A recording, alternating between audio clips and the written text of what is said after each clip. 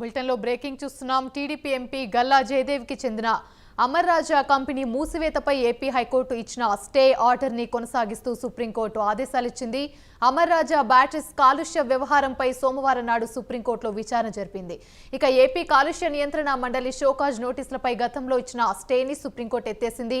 ఇక ఇదే అంశానికి సంబంధించి మరిన్ని వివరాలు మా ప్రతినిధి శివ అందిస్తారు. శివ, చెప్పండి. ఈ రోజు అమరాజా బ్యాటరీస్ కాలుష్య వ్యవహారంపై సుప్రీంకోర్టులో విచారణ కొనసాగింది. ఏపీ కాలుష్య నియంత్రణ మండలి టోకస్ నోటీసులపై గతంలోనే సుప్రీంకోర్టు ఇచ్చిన స్టేని ఎత్తేసింది. ఇక అమరాజా కంపెనీ మూసివేతపై కూడా గతంలో హైకోర్టు ఇచ్చిన స్టేపై ఆర్డర్ పొడిగించి కొనసాగింపుగా ఈ రోజు విచారణ కొనసాగింది. ఇక అమరాజా బ్యాటరీస్ తీవ్ర కాలుష్యం వెదజల్లుతుందని పరిసర ప్రాంతాల జలాల్లో చుట్టుపక్కల ఉన్న ఈ వాటర్ లో కూడా ఈ లెడ్ కంటెంట్ అనేది పెరిగిపోయిందని, ఈ నేపథ్యంలో నోటీసులు ఇచ్చినట్లుగా ఏపీ కాలుష్య నియంత్రణ మండలి తెలియజేసింది. ఇక 34 సార్లు నోటీసులు ఇచ్చి రాజకీయ కారణాలతోనే తమను వేధిస్తున్నారని అమరాజా బ్యాటరీస్ అధినేత తరపున గల్లా జయదేవ్ తరపున సీనియర్ న్యాయవాది ముకుల్ రోహత్కి తన వాదనలు వినిపించారు. ఇక రాజకీయ కారణాలు ఏవైనప్పటికీ కూడా చట్టం ప్రకారం ముందుకు పోవాల్సిందని సుప్రీంకోర్టు కూడా సూచించింది. ఇక టోకస్ నోటీస్ పై చట్టం ప్రకారం పబ్లిక్ హీరింగ్ నిర్వహించి చట్టం ప్రకారం నిర్ణయం తీసుకోవాలని పీసీబీకి సుప్రీంకోర్టు ఆదేశాలు జారీ చేసింది. ఇక ప్రజాభిప్రాయ సేకరణ తర్వాత వచ్చే ఉత్తర్వులను 4 వారాలు నిలిపివేయాలని కూడా సుప్రీం ధర్మాసనం ఆదేశాలు జారీ చేసింది. ఆ 4 వారాల్లో అవసరమైతే పరిష్కారాల కోసం కోర్టును ఆశ్రయించవచ్చని కూడా అమరాజా కంపెనీకి పలు సూచనలు చేసింది. ఇక మొత్తంగా చూసుకుంటే కనుక ఏపీ ప్రభుత్వం తమ పట్ల కక్ష సాధింపు రాజకీయాలకు పాల్పడుతున్నది కూడా గతంలో కూడా గ్రూప్ చైర్మన్ కూడా అమరాజా బ్యాటరీస్ సంబంధించి group chairman owner Galla Jayadev కూడా పలుమార్లు వ్యాఖ్యానించారు. అలాగే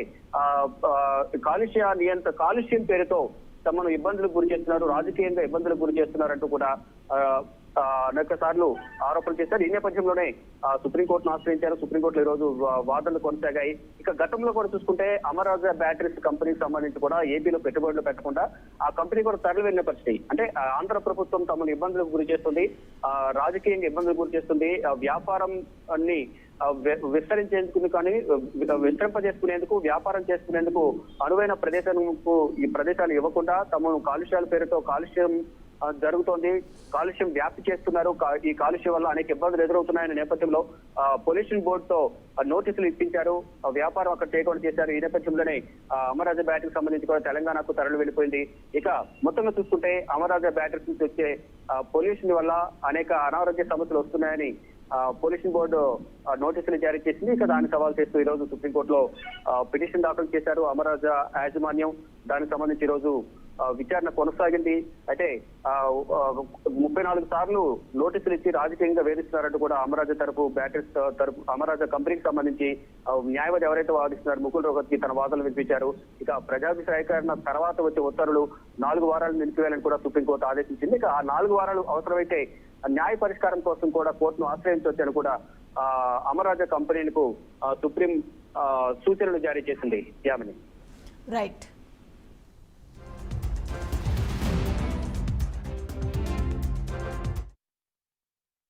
ఏమిటంటే ఆంధ్రప్రదేశ్లో అమరావతిని రాజధానిగా కొనసాగించాలని హైకోర్టు ఇచ్చిన తీర్పు ధర్మిల దాన్ని అమలు చేయకుండా ఆంధ్రప్రదేశ్ ప్రభుత్వము, కేబినెట్ మంత్రులు ఉద్దేశపూర్వకంగా ఉత్తరాంధ్ర ప్రజలని రెచ్చగొట్టాలనే ఉద్దేశంతో పాదయాత్రని జరగనివ్వకుండా విధ్వంసం చేసి law and order problem create చేసి రాష్ట్రంలో ప్రాంతీయ విద్వేషాలు రెచ్చగొట్టి కుల మత భేదాలు రెచ్చగొట్టి లబ్ధి పొందాలనేటువంటి